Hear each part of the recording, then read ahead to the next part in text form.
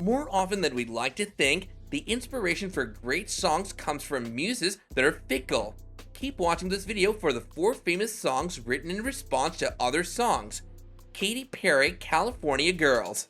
What is this song a response to? Jay-Z and Alicia Keys' Empire State of Mind. Since the famed East Coast-West Coast battle of the 1990s, hip-hop feuds have become quite regular. In reality, Nas and Jay-Z were at each other's throats until recently, rapping about how the love is done and the gloves are off.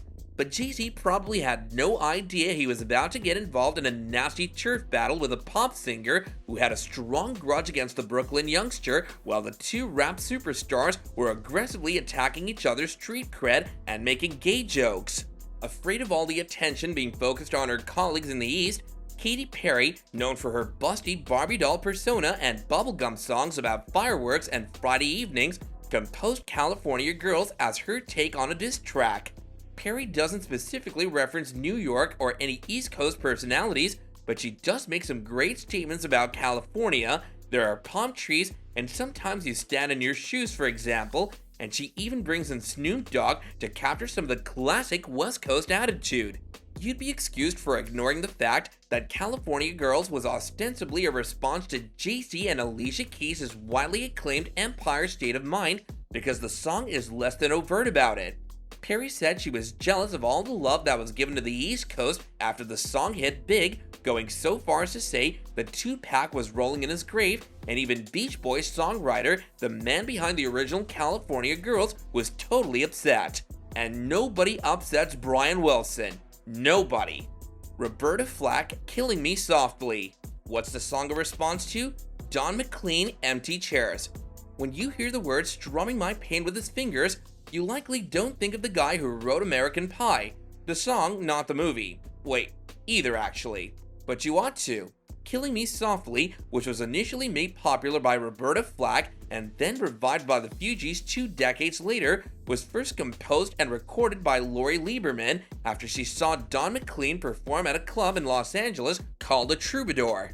Actually, McLean's song Empty Chairs, which he wrote about his heartbreak in, served as the inspiration for the song's original title, Killing Me Softly, with his blues. For those unfamiliar with the tune, Empty Chairs is about a lost love, the kind that makes a person advise every bartender they meet for the next 10 years never to take a relationship for granted and invoke some iteration of the old saying, you don't know what you've got till it's gone. Despite the sentiment's familiarity, Lieberman found it particularly poignant because it closely mirrored a recent experience she had with a failed romance. After McLean's performance, while everyone else left the club, Lieberman stayed and scribbled a little poem on a bar napkin. She would eventually develop this verse into the stunning, devastating song that we know today.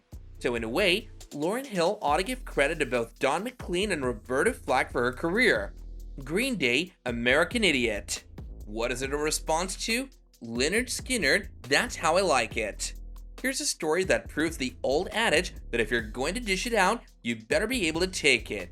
Years after Lynyrd Skynyrd criticized Neil Young for undermining Southern pride with Sweet Home Alabama, Green Day intervened to reignite the simmering musical conflict between liberals and conservatives with an anthemic attack on prejudice and irrational patriotism. You know, the kind of activities that an average Alabama boy may take part in? Both the album's title track and the normal anguish that Green Day is renowned for are expressed in American Idiot, but with the bombast typically associated with Queen cover bands.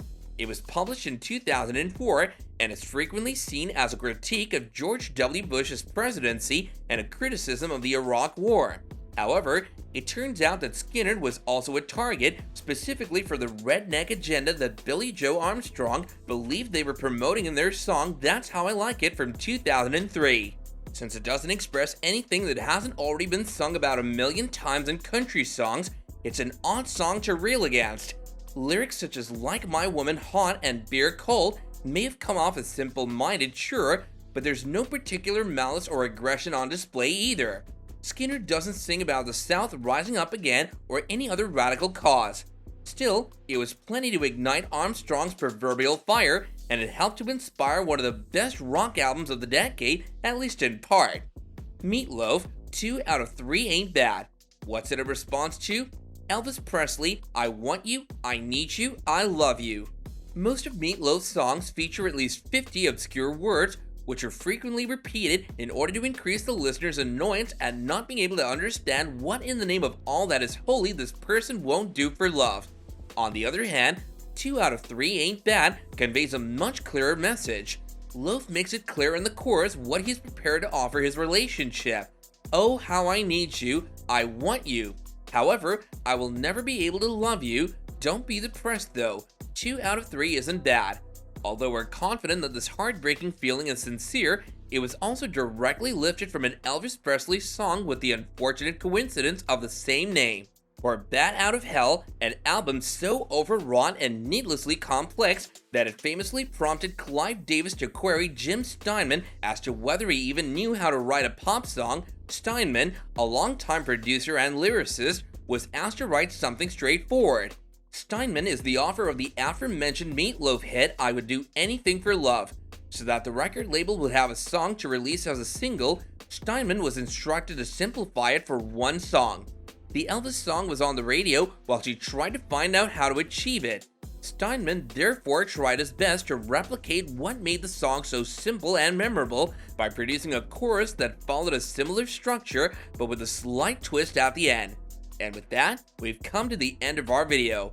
There's definitely no shortage of songs written in response to other people. Among these, Miley Cyrus's most recent song Flowers, which was released on her ex-husband's birthday, is topping the charts these days. So go ahead and give it a listen.